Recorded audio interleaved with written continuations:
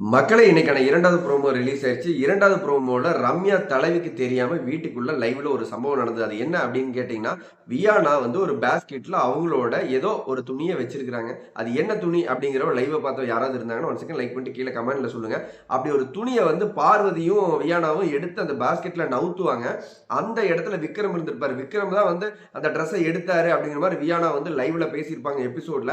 அந்த ட்ரெஸ்ஸ வந்து ஒரு மாரி தொட்டுட்டாரு, அத அப்படி சொன்னாரு, இப்படி பண்ணாரு அப்படிங்கிற மாரி ஒரு மாரி சிம்பத்தி கிரியேட் பண்ணுவாங்க. இது விக்ரமுக்கு வந்து ரொம்பவே வலிக்கும். வெளியில இந்த விஷயம் தெரிஞ்சதுன்னா என்ன எப்படி பார்ப்பாங்க? நான் அவள வந்து வியானாங்கிற ஒரு பொண்ண வந்து நான் இந்த வீட்டுக்குள்ள முழுக்க முழுக்க என் தங்கச்சியா தான் பார்த்துட்டு இருந்தேன். அவ வந்து என்ன இப்படி சொல்லிட்டா அப்படின்னு சொல்லிட்டு விக்ரம் பயங்கரமா லைவ்ல அழுவாரு. அத பார்த்தவங்க தெரியும். அந்த இடத்துல வியானா வந்து பேசும்போது நம்மளே நினைச்சிருக்கோம், என்னடா விக்ரம் பண்ணிட்டாரு அப்படிங்கிற மாரி ஒரு பாயிண்ட் இருந்திருக்கும். ஆனா இந்த இடத்துல சாட்டர்டே எபிசோட்ல சேதன வந்து தெளிவா அட்ரஸ் பண்றாரு. வியானாவும், பார்வதியும் அந்த பாஸ்கெட்ட நவுத்துறாங்க. அதுக்குள்ள வியானாவோட ட்ரெஸ் அந்த ஏதோ ஒரு ட்ரெஸ் அந்த ட்ரெஸ்ஸை மறக்காம கீழே கமெண்ட் பண்ணுங்க, நான் தெரிஞ்சுக்கிறேன்.